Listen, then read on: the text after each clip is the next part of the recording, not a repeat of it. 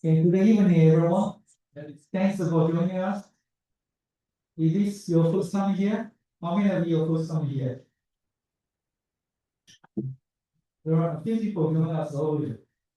But you guys know it's been a while. We never did any events for the last few months.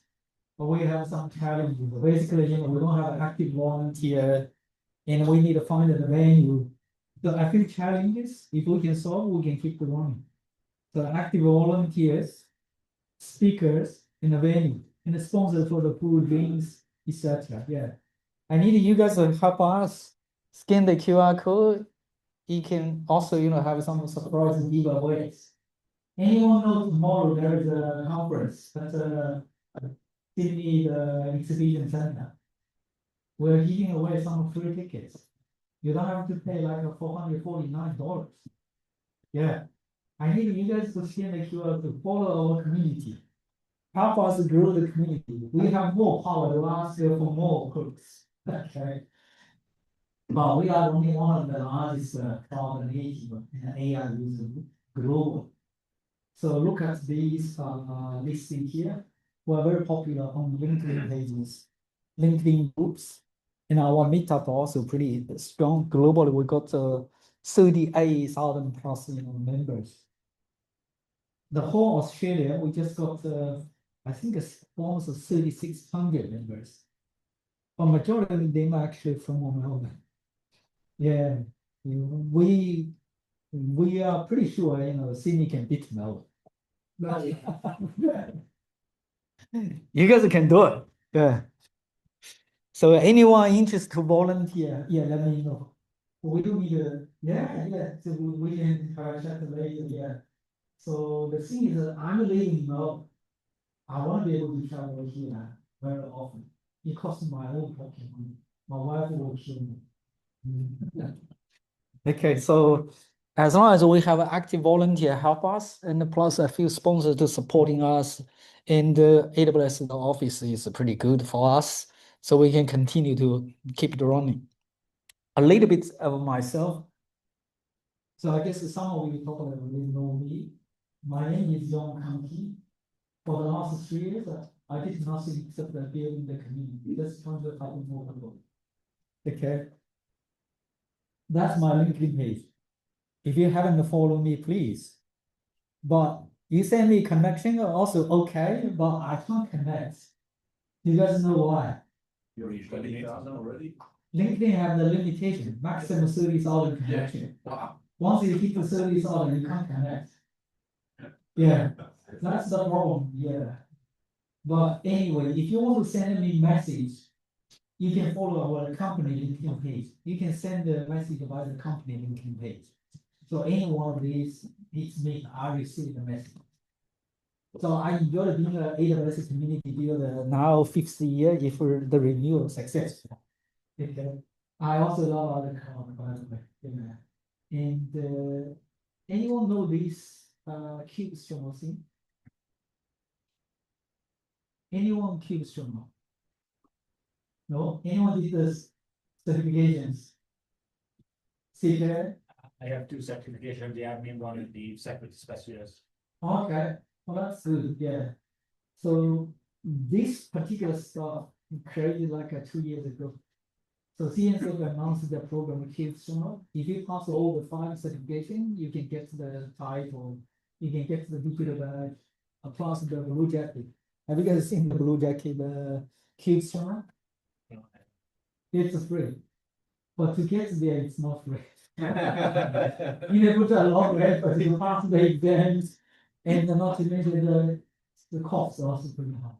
445. Did you pay full price? I think I paid full price for the admin one, and I managed to get some level of discount for the security specialty one. Yeah, that's very important. I always talking to my friend and they don't pay full price. There is always some discount code out there. So one of my missions is to help people to save money. So I discover all the discount code. I put together, I send an email from our website, from our LinkedIn. You can find all these information. Yeah, I used to be a CNCF ambassador, but they removed me. because I'm running the community bigger than they. We are more active than they. So CNCF, they also have the groups in Australia, 100 people. We got 36 of them. Yeah, that's why, they kind of like this, but they feel like I'm competing, but come on, yeah, I'm helping them to spread the news. I encourage more people to get certified. Anyway, I'm talking too much. Just to show off my, digital values. I did a lot of certifications. I followed someone else, yeah. They did even a lot more than me. But you don't have to do all the certifications. But if you want to level up, you want to learn something new, you want to expand from one cloud to the other, I just want to tell you it's easy. Okay. So do you guys know who is running the largest cluster? Kubernetes cluster. That's us. I'm running the largest Kubernetes cluster. Yeah, because if you look at all these, I compare this as a neighbor pool or node groups. We got 7 of the largest node groups or node pools global. So altogether, we got over 200,000 plus nodes. Yeah. All of us joining us here to helping more people. We also have a Discord. If you would like to take a photos, yeah, please take a photos. Upload it to our Google Photos. And you can download the photos as well. If you want to do a LinkedIn post, tag us. So that can help us to create more, impact to inspire more people to join us to learn. And I also take a lot of photos. I upload. Hopefully tomorrow I will share all these photos in the link. So tonight we've got some really awesome topics. Yeah, first of all, we're going to have Desai. He's an enterprise senior enterprise SC from Datadog. He actually also joined me from Melbourne. He joined me here. Yeah. So we're kind of like we're taking over, Sydney. Just kidding. So he will talk about the future of the SRE with AI. Anyone not using AI tool? I'd be very much surprised if you never touched any AI tools. Yeah. And the second topic, we got Parikshit. He's working with AWS. He will share a very interesting learning how to do the text to 3D using the Gen AI. Yeah, that's also pretty cool. Last but not least, I want to remind everyone to pay attention to the loading because we're going to do the testing after the 2 sessions. And once we pass the test, if you answer the question correctly, fast enough will be on the top. So based on the ranking, we're giving away some really nice swags. Yeah, let me show you some of these. Yeah, some of these actually my own collection. Yeah, serious. I went to London, joined the KubeCon last year. I got to AWS. Yeah, it's pretty nice one. It was that time they announced the Amazon EKS Auto. I got anyone is learning Kubernetes. Kubernetes book. Also, one of our partners supported us. I hope I can have more, but only one book. Yeah, and the process. Yeah, we got a Datadog also supporting us. The T-shirt and the jingle bottle. Okay. Hopefully, yeah. Plus, I forgot to mention the programmable. If you guys are available tomorrow, I got a few tickets, free tickets for you guys to join. Yeah. Tomorrow at Sydney, the exhibition center. But I need you guys to scan the QR code to follow our LinkedIn page, okay? And also react to at least one post. It's so easy, right? And then your name will be in our leaderboard. I created something using the coding tool. Amazon Q, Amazon Cairo. I built a LinkedIn tracking system to see if you guys actually help me. Okay. Anyway, so last but not least, we take a group photo and then we give away the swags. We take a photo of the winners. So a little bit more information of our mission. So you guys probably see here. Our mission is to empower community to learn faster, to certify smarter. No need to pay like a full price, grow stronger. Yeah, that's our mission. Okay. And anyone hold of the AWS Astronaut program? Anyone hold of the AWS Golden Packet? So you pass all AWS certifications. Right? It's not an official program, you guys know. So we created some official program for the AWS Golden Packet. It's for the AWS Astronaut. Once you become more fully certified on AWS, we give a nice title. We show you the digital badges as well. And also we create a global map to feature you across the global map. You can see who are the guys from which country, which city. Surprisingly, 250 plus people featured on our global map. And from like more than 60 countries. Okay. I encourage you guys to join us. And we also create a KubeSmart cloud, which is even harder. So two of the key technology, hard, is successful. Multi-cloud, AWS cloud, still very slow. I did this pool survey something like, yeah, probably 1 month ago, 2 weeks ago. Over 60% people voted to still AWS is the lead. You should loan, you should invest. And plus the cloud native, which is a Kubernetes, the cloud native. So we need to combine, that's the case. So your policy is on AWS, plus policy is on Kubernetes. You're KubeSmart cloud member. We also have a global map to feature you. So talking about the volunteers, yeah, this is all from home. Yeah, look at this. Sydney, we don't have any Wi-Fi. I'm hoping we can find more volunteers to help us from Sydney. Before we get into the session, I really want to highlight our sponsors. Yeah, AWS is my long-term friend. We hosted Melbourne for the last whole year, and this year they booked us for the whole year as well. And Sydney, hopefully we can continue to host AWS. And plus, they are also our frequent sponsor. They support us with some food, drinks, and swags, and plus packed for the book. Do you guys know example? If you know AWS, the guys doing something to help you prepare to get certified. And we need to talk to them because we have 200,000 members, part of our community. We get some exclusive discount. From the website, you can get the 55% off. Use our discount code, you can get the 55% off. Anyone going to some global events? So my number one mentor never pay full price for loading certification events. So we need to get some discount code from some of the global conferences. Yeah, to help more people. I was actually planning to go to the KubeCon in Europe. It's next week. But because of the two of the reasons, you guys know why I canceled the trip? Thanks. Yeah, Greece.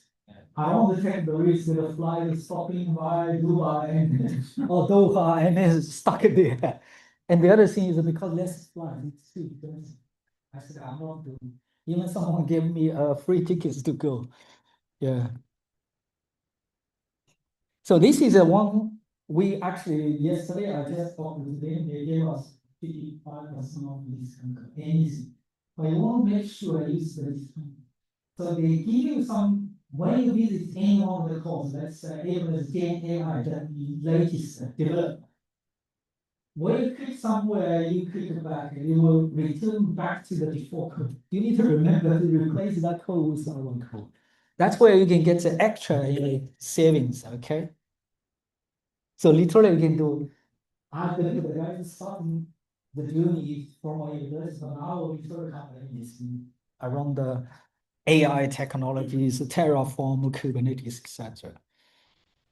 So just a reminder, our quiz, very important. You need to listen carefully in order to win the prize. So we got a Datadog, we got an Exam Pro. They also give us 2 free voucher. You can choose any AWS exam or learning course. So we give you completely free, okay? And we got programmable Sydney conference tickets, so you can get it free as well. And plus the book, okay?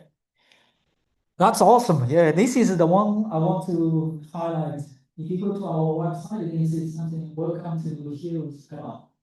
So I want to give something to allow our community members to have the same spirit, never wasting the waters.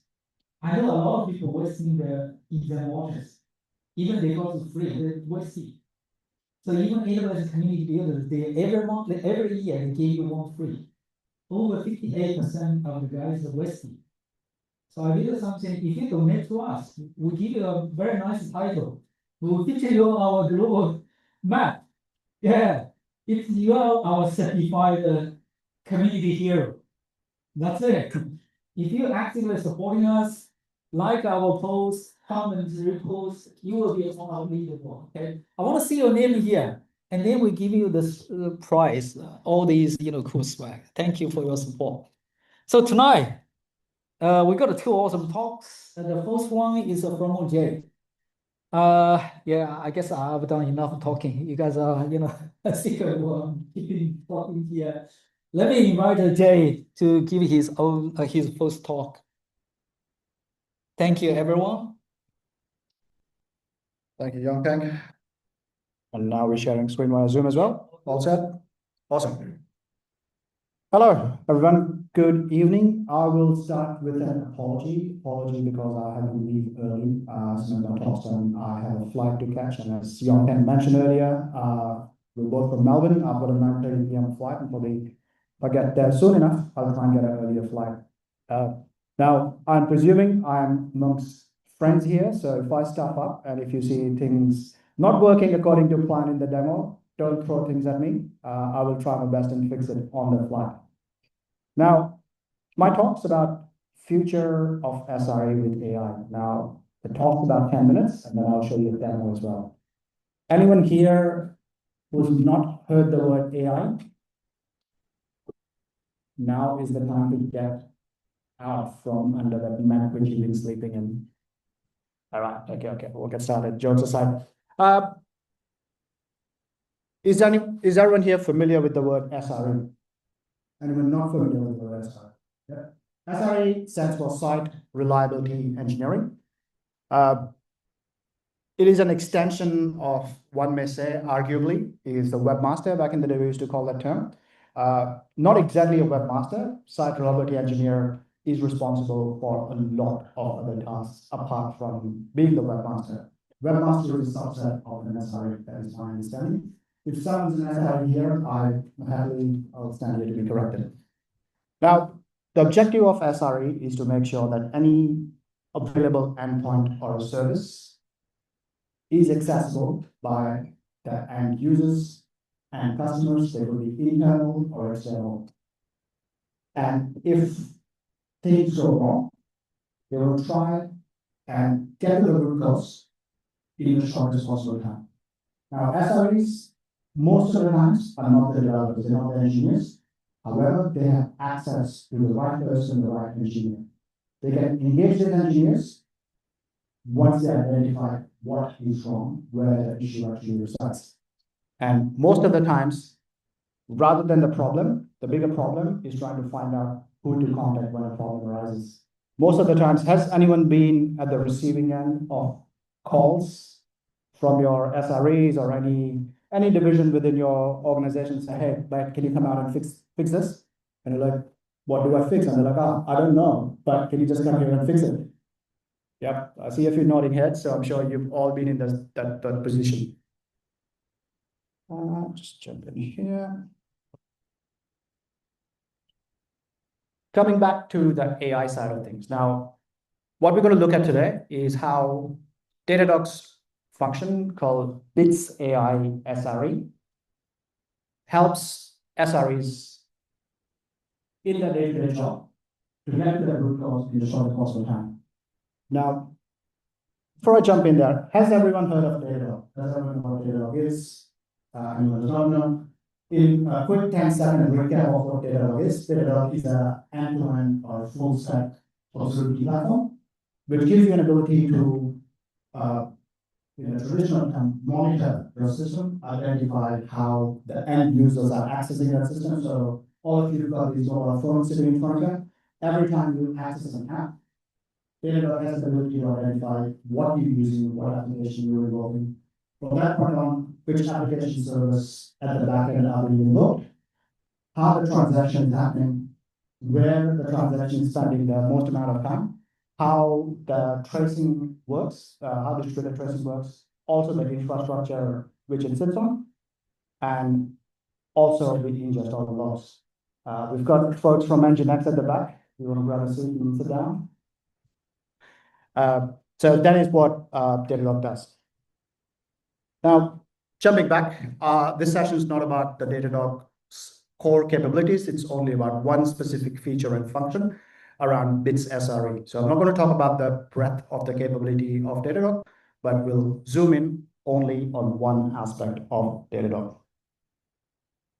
Now, before I jump into AI and SRE, it is quite essential to understand how the modern remove that.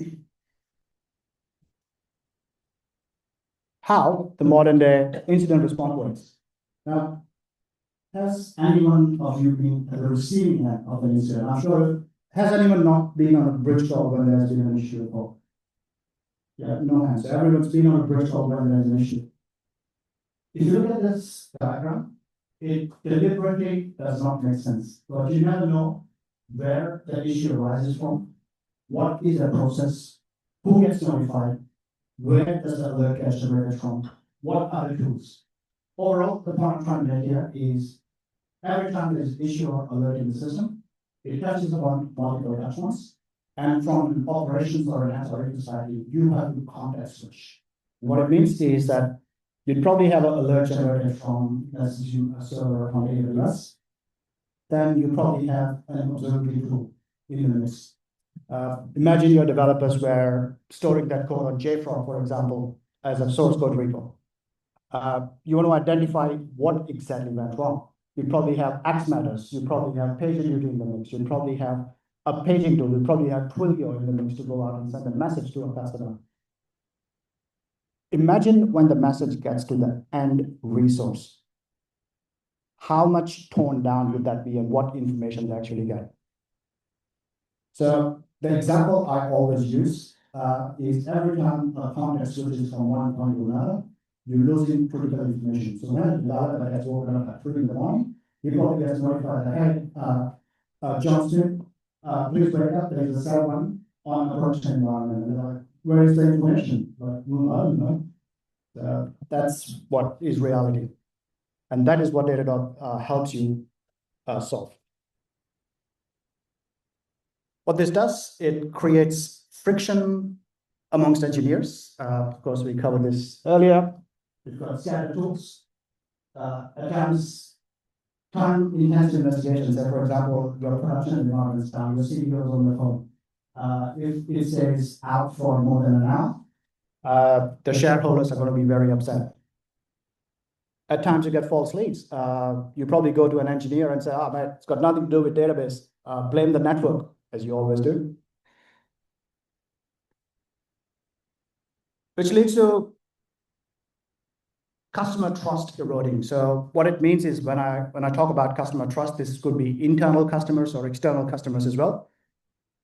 Innovation slows down. And the reason innovation slows down is now your engineers are starting to work. They go into the loop to try and fix issues which they should not be investigating in the first place. So you have not qualified the right engineer to solve that specific issue.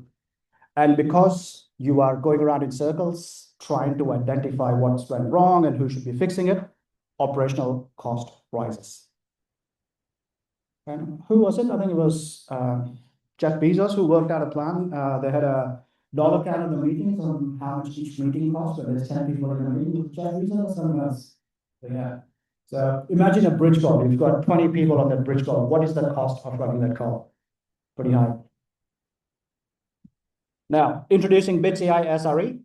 This is your teammate for all on-call shifts.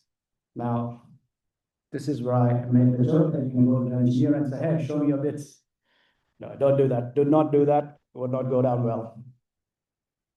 What 𝐿_AI does is it does automated investigation where it thinks like an engineer. It goes and performs a hypothesis based on the tools available in the system. It's able to go out and test specific functions based on specific attributes to identify what could have gone wrong. It continuously learns. So because it's agentic AI based, you can actually go out and say, you have done this, you gave this path for investigation.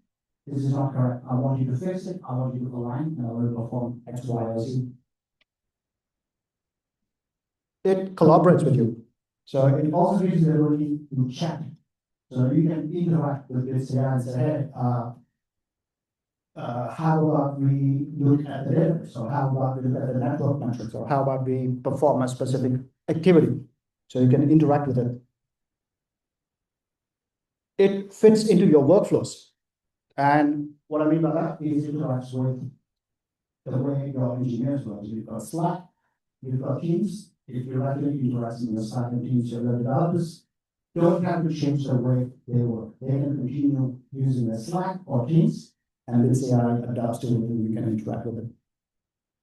And most importantly, unlike all other AI tools, 𝐿_AI is designed for production.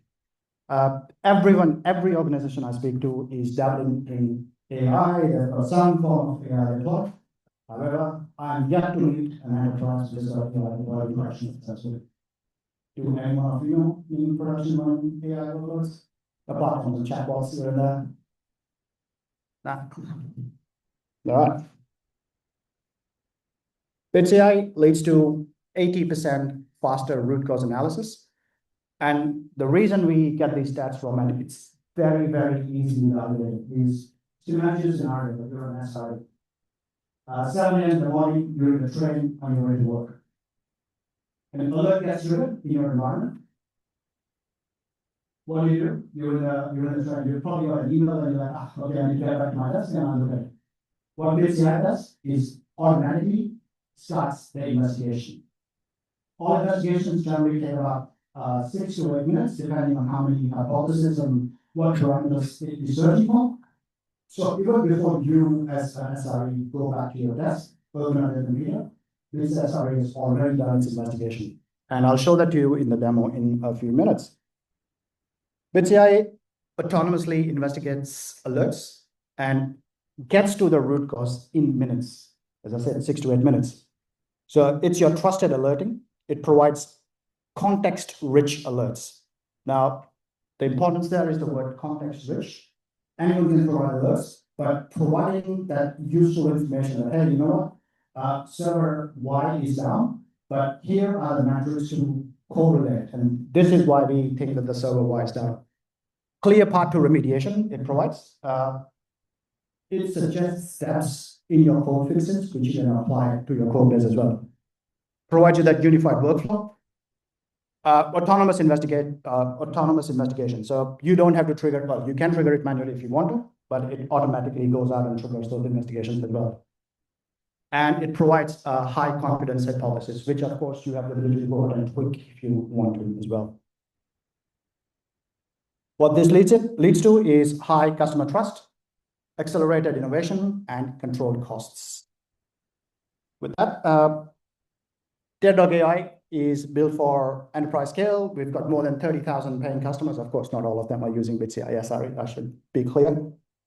We generate billions of signals and thousands of, we analyze thousands of production incidents every day and help engineers with it. Some of the trusted customers who use this AI at the moment are on the screen.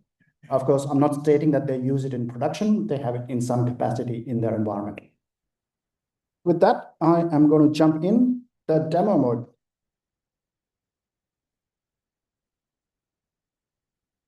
All right. Jump back to my screen.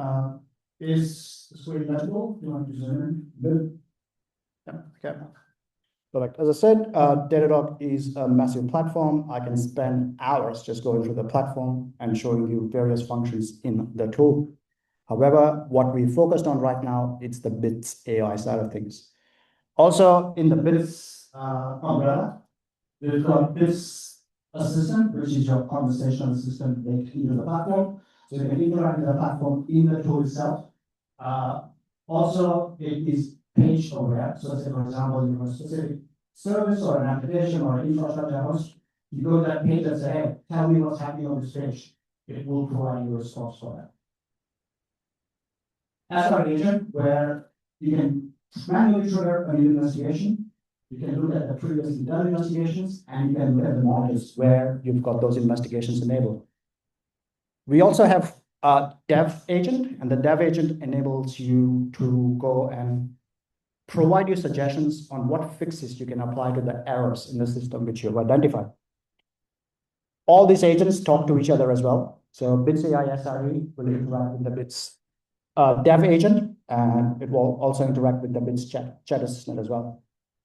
So with that, let's have a look at some of the investigations in the system, which are previously done.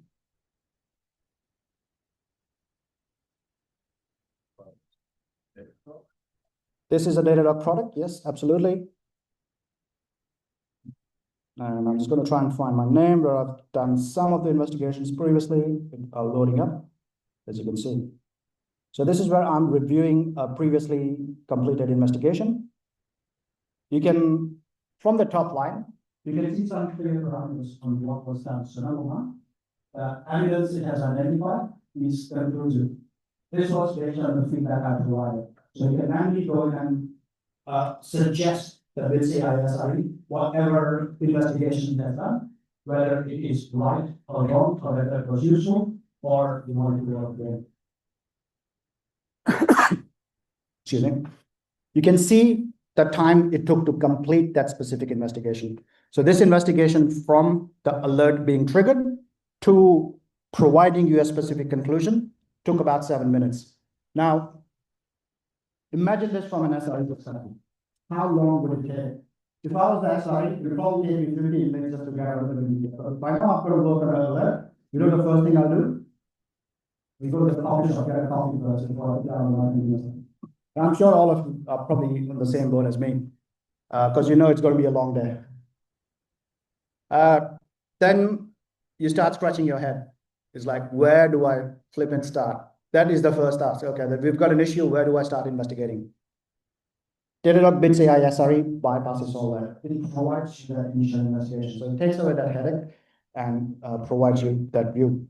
Of course, this is based on the amount of data which is ingested as well. Now, if you enable this and you've got absolutely no services or no other data pointing to Datadog, the investigations will be useful.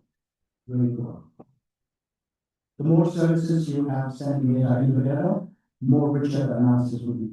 The more runbooks you have, the more workflows you have baked into the platform, better the investigation will be. More databases are sending data into Datadog platform. Best practices are followed. You've got logs being ingested into the platform. It'll give Datadog SRE more avenues to investigate. Once again, it can be only as good as the quality of data it is ingesting. Now, as you can see here, what it's done, it's taken about 3 minutes to do initial investigation with where it went in, looked at the runbook, looked at the memory for the past metrics from the past application data, and it performed a general search on the specific application. So within it, it took 8 steps. This activity was performed in 2 steps, and this activity was performed in 5 steps. And from that, it has gone on and created some initial findings. Now, the issue here was there was a high error rate on the checkout page. That was the major issue. So you go down, and from there, it created a hypothesis. If I go in here and I zoom in, you'll be able to see on the entire hypothesis tree. So what it's looking for upstream rate limiting, where it's identified that there is an issue with upstream rate limiting. It's looked at one of the errors in the system where the payment service is unavailable. It's looked at the payment service downstream, and everything you see in gray on the screen. So these are the investigations Datadog has ruled out. Again, you know what, I've investigated this. I don't need to look at that specific stream or anything any further. I can move on to the next task. As you scroll further, based on all the evidence it has identified in the system, it has created an investigation conclusion. And the conclusion goes that the payment flow in an external payment API rate limit, causing the checkout errors. So it's gone out and said that the main reason for the errors is on your Nginx server, you've got rate limit set to very low number. So one or two options, either you don't hit the server very frequently, or you probably go in and put some retries in there. This is the best evidence, and it has also got other related hypotheses, which it's validated in there as well. Now the beauty here, the entire tree is area of hypothesis and analysis, you did not have to lift a finger. All that got done by itself. So you've gone from monitor triggering an alert in the system all the way to a conclusion without any manual intervention. Similarly, it also gives you an ability to chat in the screen, so I can just go out and say,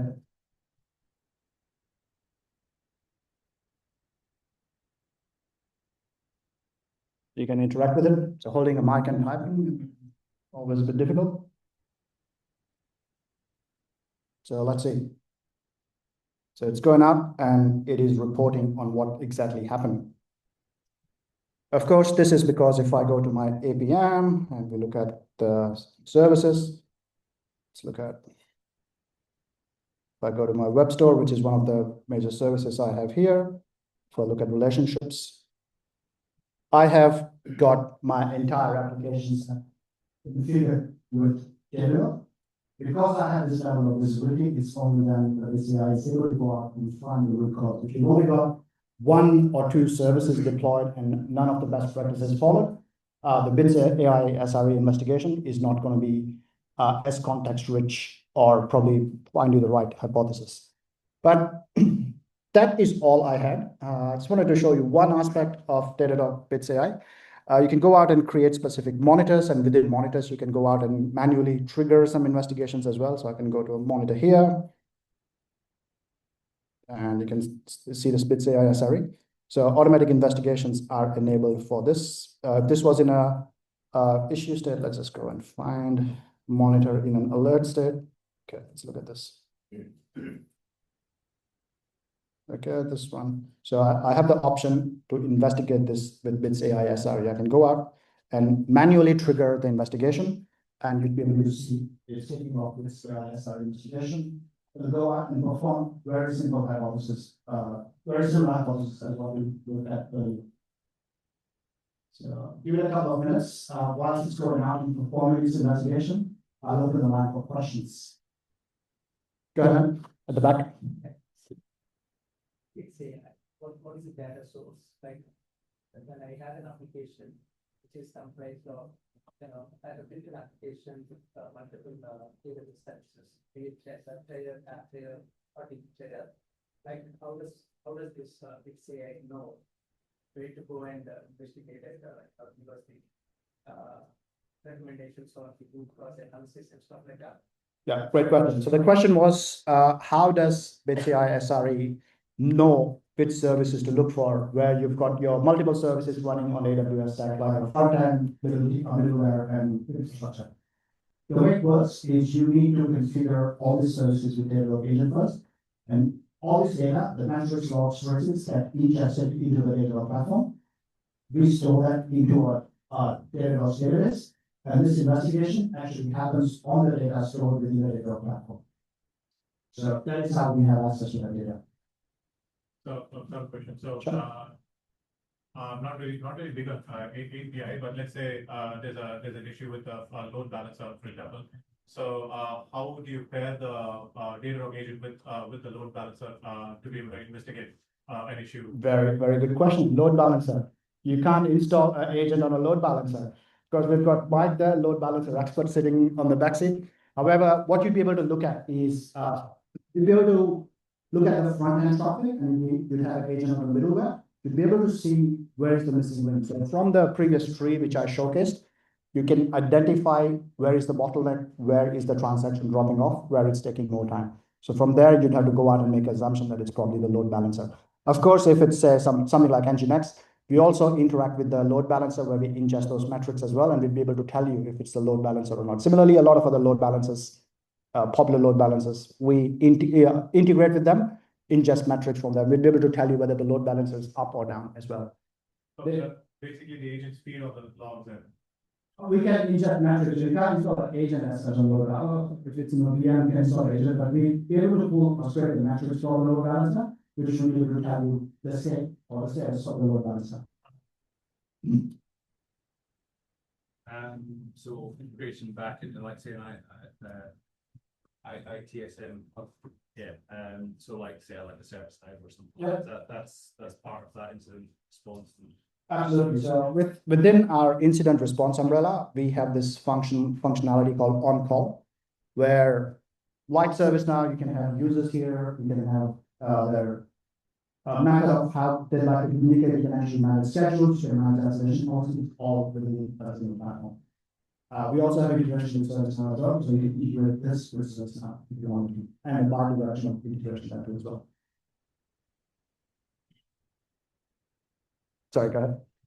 So all we can see in between what are the different queries actually it's doing, because from here, like the workflow or the whatever the agent is making the query, but we can't see what actually the query performance is. Yes, input query performance. So is there any feature we can enable debug or something like we can see what's the actual query? That is a very good question. And the second question, how we can customize this agent? Like it's the pre-built steps maybe we configured, but we want to introduce or fine tune a couple of components may not be required of some of the things we want to skip. How we can? Yeah, good question. Now the question was, how do I look at the debug mode of what queries it's running in the backend? Now, the short answer is you can't look at the debug queries because it's Datadog's proprietary. We run those queries in the backend. If you were running an LLM or an observability agent, yes, we'll be able to observe that, but you're not able to observe that on the Datadog platform. In terms of the queries, what we're running, we'd be able to provide you the logic of what we are running. However, not the actual wording it's writing in the backend and what response it's getting back. We'll format it, and what you see on the screen would be the formatted response which you get. So yeah, short answer is no. Unless you're a big enough customer, then I'm sure our sales team would go out and speak to the product team and make some assumptions. How do we further customize for agent? So pre-configured agent. So in case we need to change the steps, do we have to customize the Yes, absolutely. So the investigation happens by itself. So what you're looking here is the actual agent trace transactions. So if you go into the investigations, come on, it's not done yet, so that's still performing. But you can go out and fine tune the steps as well. So you can see that a total of tool calls are 2. It is still in process. So give it a couple of minutes. Once it's done investigating, we can go and fine tune that. Hey, you can coach it, you can frame it, and you can push it in the right direction so that next time the same alert triggers, it would take the route which you fine tuned it to.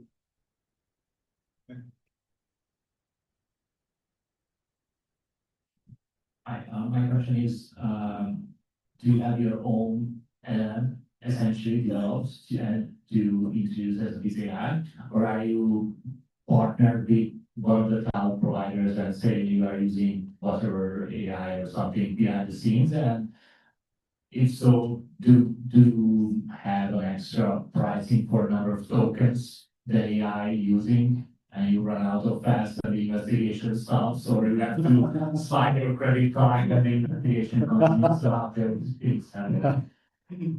there's always a credit card involved, I'll tell you that much. At which process you insert it, that depends.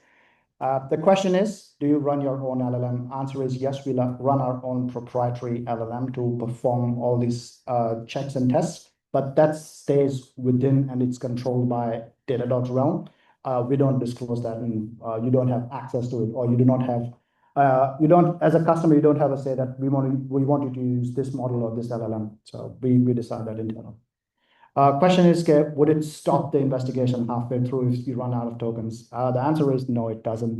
The pricing, the way it works on the based on the number of investigations, but also they have a very popular. We happily charge you overages for any investigations that are outside your normal commercial construct. So we'll be more than happy to keep it running for you.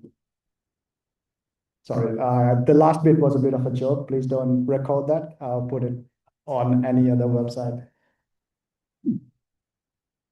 This comes with the default Datadog license or it needs an extra license. Right. So to answer that question, I'll take so there is nothing actually for Datadog license. Datadog is very modular. So everything you see on the page, you buy a license for it. So infrastructure, APM, CIS, logs, everything is licensed separately, and that is by design. We don't want you to pay for things you don't use. So we only charge you for things which you intend to use. If you want to use bits, you need to buy. Correct. You get the Bits AI license, yes. All right, there was a lot of questions. I'm very happy that knowledge is still going on. So look. It's evaluating the recommended action. So the last step, what you're looking at, is it's actually going out and evaluating what actions you can actually get to rectify the issue as well. But anyways, I think I've shown enough. You guys get the gist of how it works. I don't want to hold the stage any longer. I'll pass it on to the next presenter. But that was me. You were an amazing audience. My name is Jay. Connect to me on LinkedIn.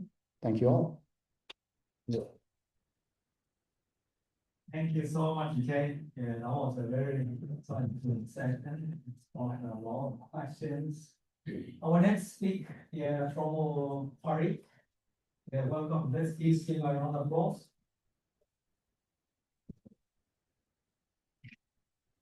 Just one. All right. Am I audible? Yep. Awesome. All right, guys. So today we are going to talk about a very different problem. And before I get into that problem, let me understand how many of you are gamers or how many of you are from the gaming industry itself. Sweet. Sweet. The perfect audience. All right. Anyone else know anything about the 3D images or anything? Sweet.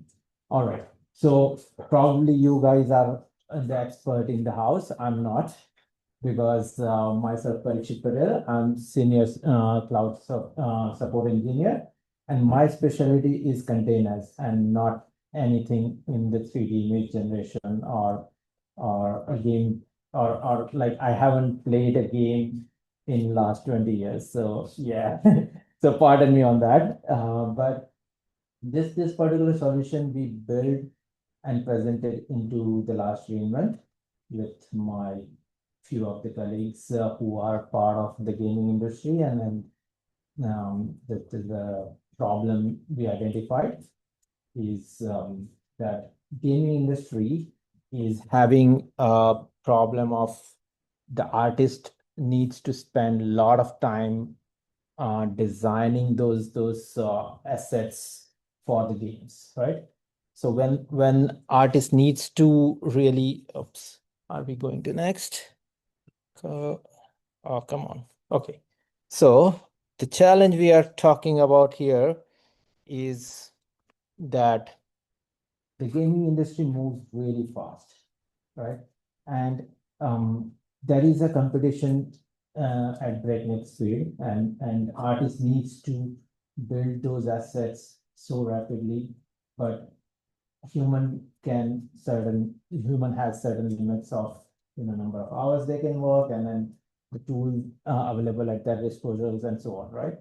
And once the asset is built, that needs to go through the process of the approval and blah, blah, blah, right? So that's a pressure point on the artist. At the same time, the company itself who is building those games. Now, this problem is not only limited to the gaming industry, if we think about it. So going forward, many more industries are going to join this 3D image solutioning, where maybe manufacturing or maybe online marketplace, where they wanted to show you how that t-shirt look like or shirt look like in 3D.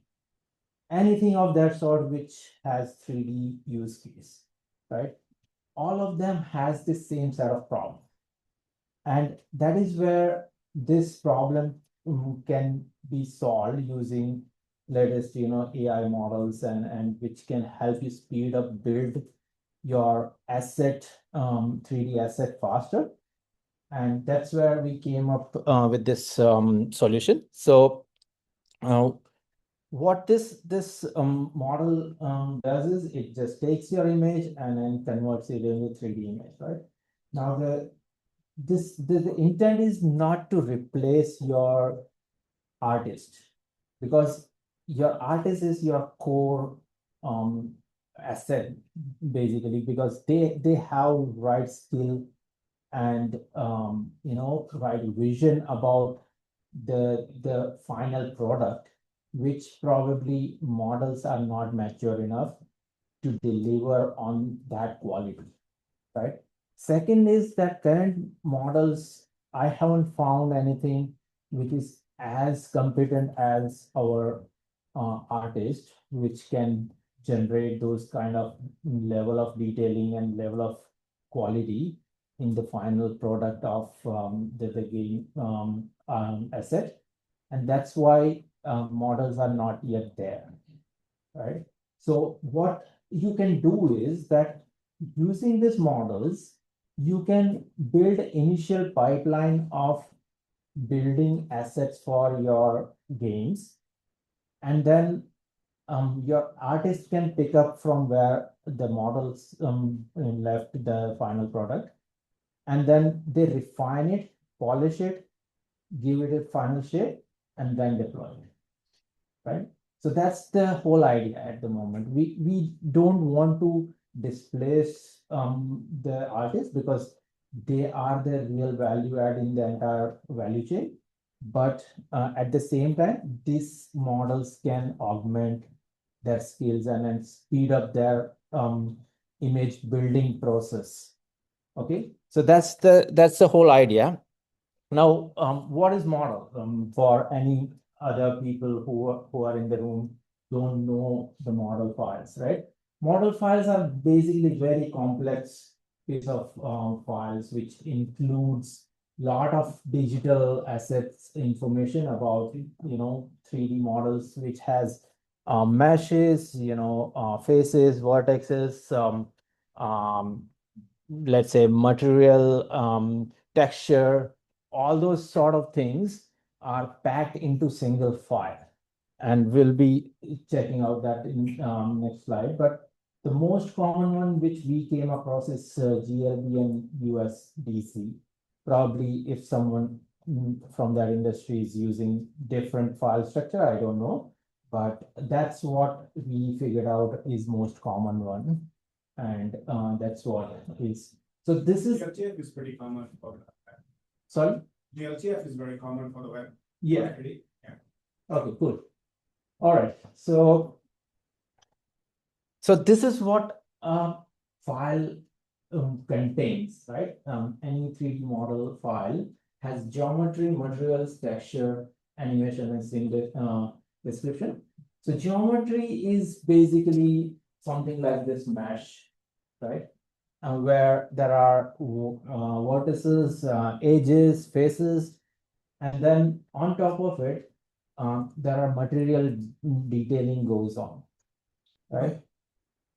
Further to that, to provide a texture to any 3D object, it needs to unpack into 2D world and then provide a texture and then repack it to the 3D world. That's how I understand. Maybe it could be different, pardon me, because I'm not from there and then I never seen that happening. But that's my understanding. So lot of steps are involved for even a model to give you that final version of the 3D model, right? And a lot of complexities goes under the hood for building that 3D object, which we see normally. And in game, if you are familiar with games, any object in gaming screen is 3D objects, as simple as bottle on a table or glass on a table. those are also tiny objects which you need an artist to make it, right? And we are gonna see some models which can just help you do that, because low resolution images just coming out of the box, you can straight away use it, right? Your main gaming characters, you rely on your artist to refine it and then use it. But the low quality objects, which is simple room detailing or scene detailing, that can be easily done through those models, and then you can speed up the final product building process. And that's what the pipeline really means here. Like, we are not talking about CI/CD pipeline or anything here. All right. So this is how our solution look like. Very simple. We didn't gone into too much of refinement of this architecture yet. But if you observe, we don't have any observability. Our Datadog guy would be pissed off on us. There is no observability, but we didn't need it because it is just a demo and then a proof of concept, right? So what we do is, like, the user sends all the requests to the front end. That's the front end, where it is a nice UI website, and the front end has text prompt where you can prompt to Nova and then Stable Diffusion to generate 2D image for you, right? So you can type in plain English, and then like it would generate a basic 2D image.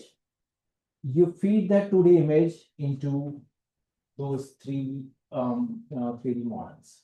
So first one is directly sending queries to request to the Bedrock, which would generate 2D image, and then you feed those 2D image to those 3D object 3D model generation models, right?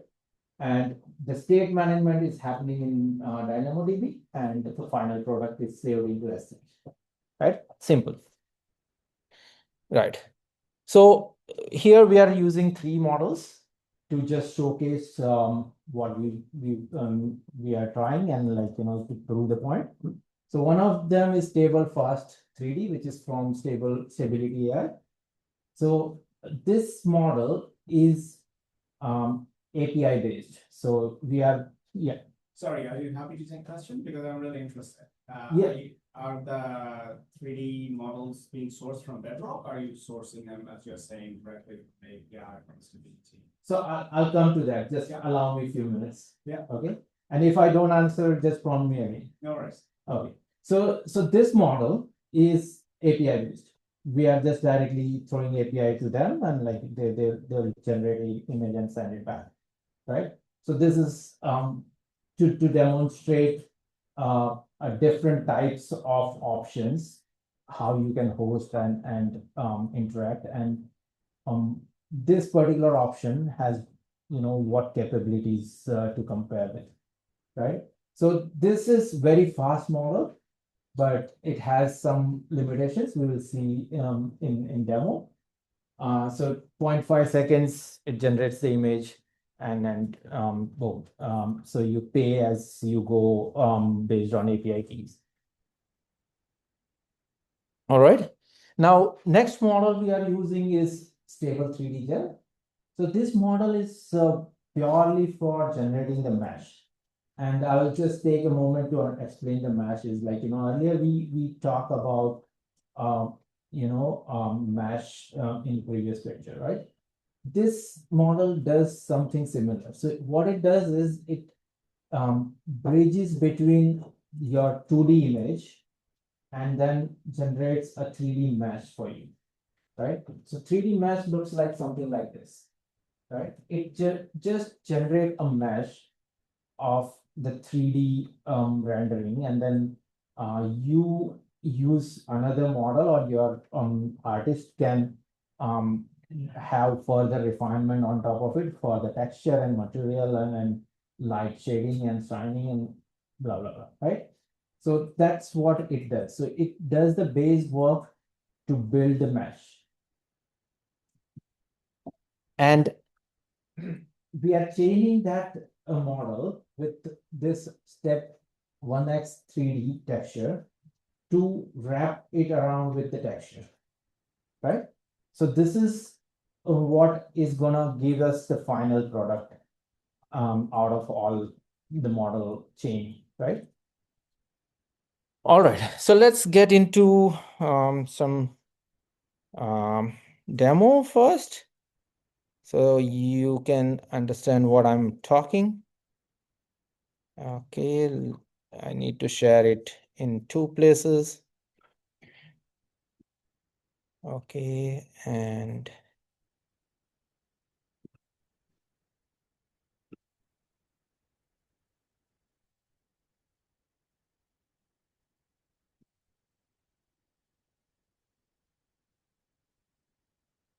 come on.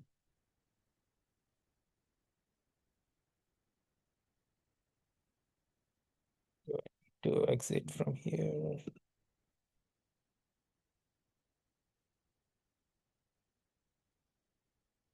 Choose.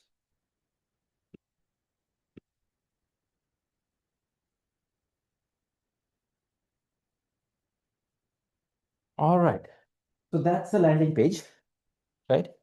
So that's how it looks like. And it is just a landing page. It just says how to interact with this page. Nothing great. Let's get into the real thing. And this is where the 2D image would be generated. You prompt here, you select stable diffusion or Nova canvas. That's gonna help us generate 2D images. And then at the bottom, we have 3 different options, which would give us a 3D model. So let's take it for a spin. So I'll put down mic up for a bit and then need a typing skill. So let's say I wanted to generate maybe a sword for my gaming character or something. Let's think about anything, right? So let's say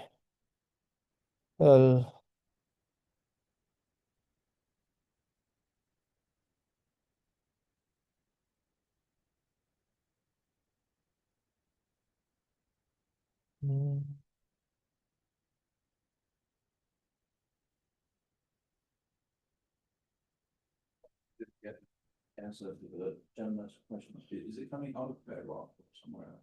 No, so I'll show you just a minute. Okay, so I'm just generating a sword with golden color and blah blah blah, right? And we are using right now a stable diffusion. So it just generated something like this, right? It's not definitely sword, but like the models use their own imagination to build whatever it can think of. But that's my tool to use in the game, right?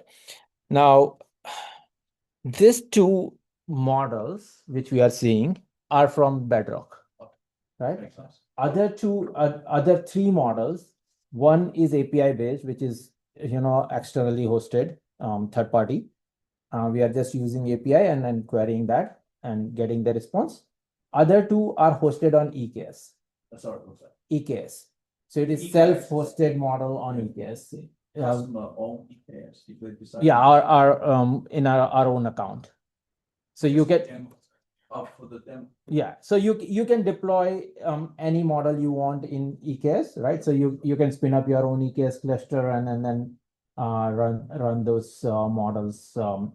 So the one of the idea of this demo is that you can pick and choose your models and then quickly iterate over it and then see that, okay, which model works best for my use cases, right? So that's one of the idea for having that self-hosted capability, because the problem is that not in the 3D model generation world, the models are coming so fast and they get replaced by another model so fast that Bedrock is not yet offering that model yet, right? So there is a limitation at the Bedrock side as well. So you can't as frequently try and test those models on Bedrock.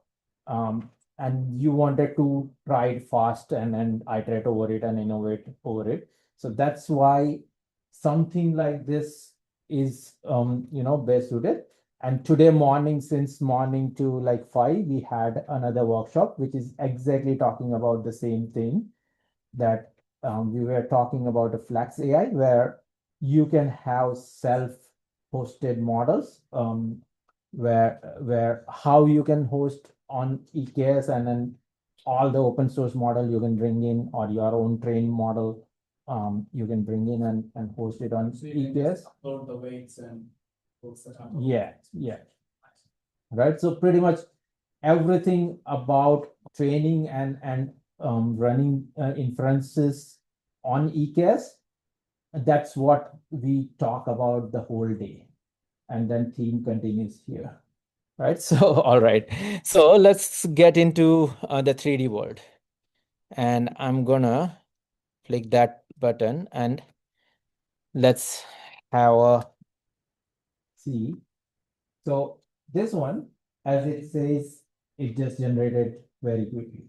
Now, if we look at those two, mesh generation and texture would take time, because one, they are by nature taking time.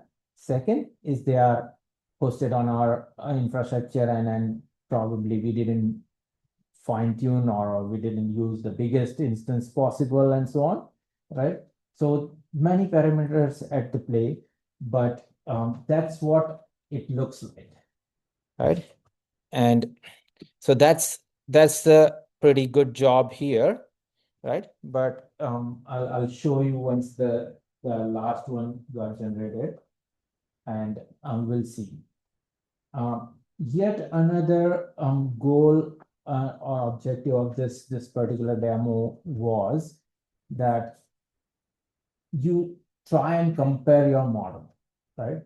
What is the output of it? What is the quality of it? And then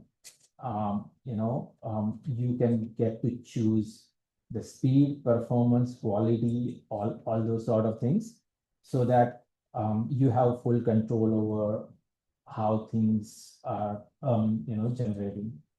On top of it, there are certain tools, Blender tool, if you might have heard, which we can just plug in this URL into the Blender and then start using the generated image into the Blender, and your artist can just start working on those generated image and refine it and polish it and then store it back to where it was, right? So that's how you can speed up the entire process of image generation to the polishing and then final product. All right, it's gonna take a little more time. All right, any more questions while we are waiting? What's the hero product here? It's a That- combination of many AWS. It's technically, I would love to say EKS because I'm from EKS, but but that's not the goal. The goal is that we wanted to enable customers to speed up their journey and I guess one of the hero products for our game studio perspective would be, can you bring your artist assets and your artist player back in, carry your game studio's brand across? Because lots of game studios have their own art style. Like if there was a period during which there were people who were creating copies of all the Miyazaki stuff, like, and game studios, that hasn't been done for a game studio yet. But it would be good if you enable that sort of things to happen, so that the game studio can carry their brand across and the artists can carry their vision across without building on stability of the open models, but still have the game studio's art layer in their thing. right. So for that, that's where I can think of, like, probably game studio can feeding all those existing data and build their own models, train their own models, so that those models can reliably generate newer set of images based on and hook into the past training data. Or even the actions you are taking in Blender, editing the initial raw material generative stuff is producing. There's actions that the artist will take to say it doesn't fit. And the way you put extra prompts into a chat-based LLM, weighted, the edits are a form of weighting. Anyway, this is an idea of using Blender as the editing tools. I use a Blender a lot and I do modeling.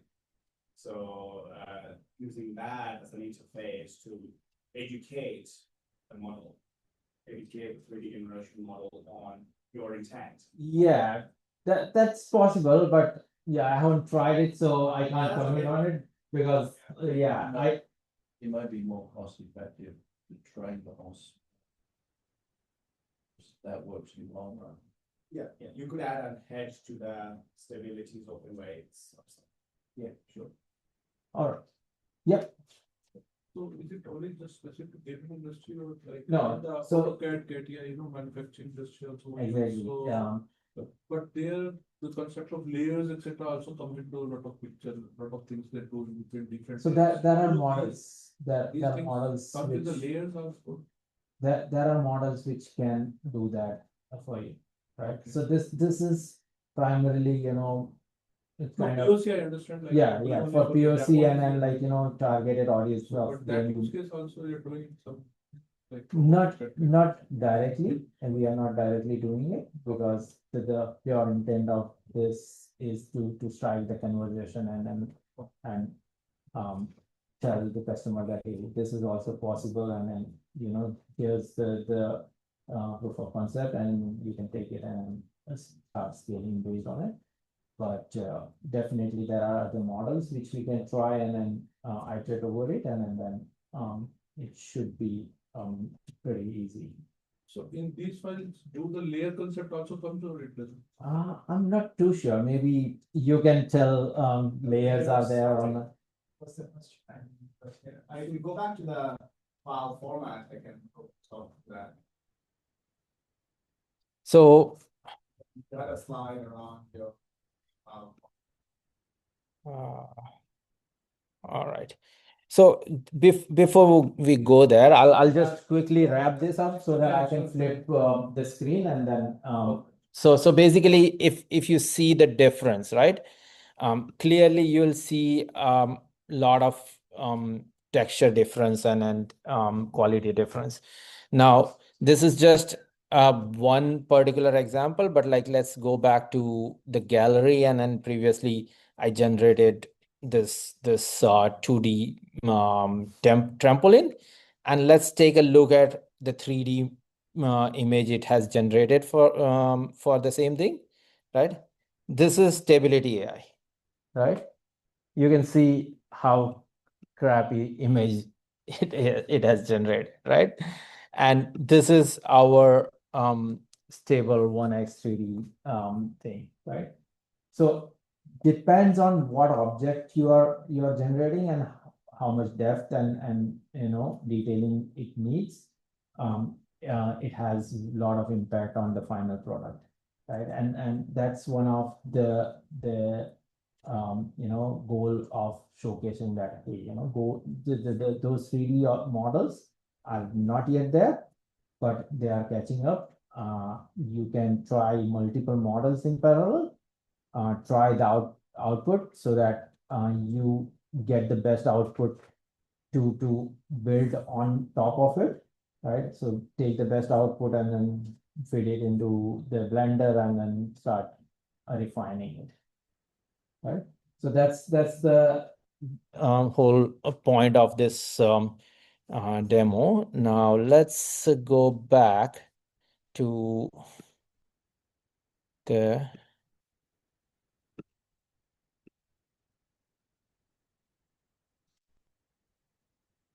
and I have just I think few more slides and then that's it. Uh,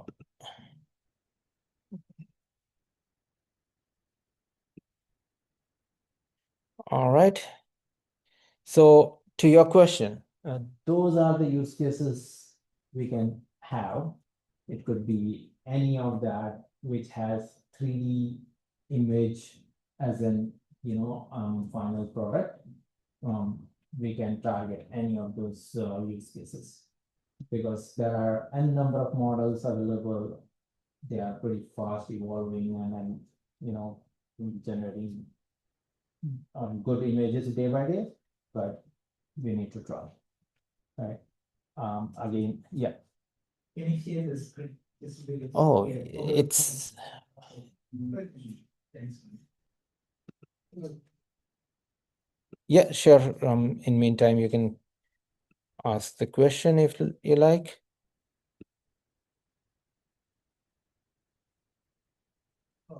It was shared because No, so on the Zoom meeting. Oh, come on. All right. So those were the use cases. It can be any industry where 3D model is the use case. Maybe it could be online marketing or with the manufacturing industry where 3D objects needs to be built before you go to the production also. Any of those use cases can be addressed with that. Oops, it didn't work. Oh, anyways, that was the last one. But having said that, you can see the power and potential impact of this change into that industry. It democratize that 3D object building skill, and then free up a lot of hours of effort from the artist, right? They don't end up building those small objects and stuff. Any weapon, they just prompt it and then build those weapons for the games, or some room texture or scene texture. They can just build through the GenAI, and they can refine it into more refined image or more quality image using Blender or anything. All right, so that's it. Any more questions? Sorry, we were talking about the layers question and what goes Yeah. into the 3D model. So there are a lot of models that produce the mesh, and the quality of the mesh varies depending on, typically depending on training data it has and the source image and the occlusions in the image. So the trampoline was pretty bad because it was highly occluded, right? So it couldn't make up the occluded side of it. Some of the models made up. And the models are still pretty weak because there isn't enough open assets. The game companies keep their assets closed. LLMs are very strong because there is a huge corpus of open assets. And due to just IP reasons, competitive advantage, game companies don't use to release their assets. And that's why I was very interested in the second part, game companies being able to build their own, still have their competitive advantage, exploiting their own. Cool. Thanks for adding that. And then, supporting my talk because I definitely don't understand that part of the world. Yeah. But thanks for that. All right. Any more questions? You run many AI events? We do, but it depends what kind. Is there any agentics? Today we had. Oh, that was agentic one? I thought It was pretty much everything. So self-hosted models to self-hosted agents. Pretty much everything you need to run an inference on the EKS. It has pretty much full stack understanding of every layer of it, GPU, inference, VLLM, agentic AI, AMI, what AMIs you should be using, EKS auto mode, containerization, how you can use those containers to build and deploy those things to speed up the model hosting and stuff, scaling, observability, all of that. You also cover GPU infrastructure scale. What do you mean by that? GPU infrastructure. So we today's session was about the GPU. We optionally switch back to the Trainium or Inferentia instances as well, depending on the crowd and demand. And today was more GPU heavy, so we switched to that. We also had one of the guest speaker. They are doing mapping thing. I forgot the name of that company. Nearmap, right? Nearmap, right? Nearmap guy was in-house to present his own live experience on hosting self-hosted models, and then doing the mapping thing, how they take maps of the specific area using their own aerial photography using their own fleet of airplanes, and then captures those image, pushes it into the models, and then model does pretty much a lot of work to chart on the ground, like what were the object, what would they look like before and now, and all that. So difference and segmentation. Yeah, a lot of stuff. So if there is a natural disaster hit, then insurance company can go to them and say, hey, did that house really broke? Should I approve the claim or not? Those kind of use cases they are solving. But yeah, so real life use case we have discussed today, which is pretty great, awesome thing. But they are doing exactly same thing, self-hosted models on EKS. Where did you see those events? I didn't see them. It's on It was on Meetup. It was. it is on Meetups as well as what's that site name? AWS events or something, some events website. I'll have to figure that out. It's there somewhere stored, bookmark, but On both the events on Meetup. yeah. So was it a full day? Yeah, it was full day. 9 to 5. So exactly same event we did last week in Melbourne and this week here, but it is pretty awesome. Good turnout, and then lot of interest in that space. Not only serverless Bedrock model interaction, but a lot of self-hosted model.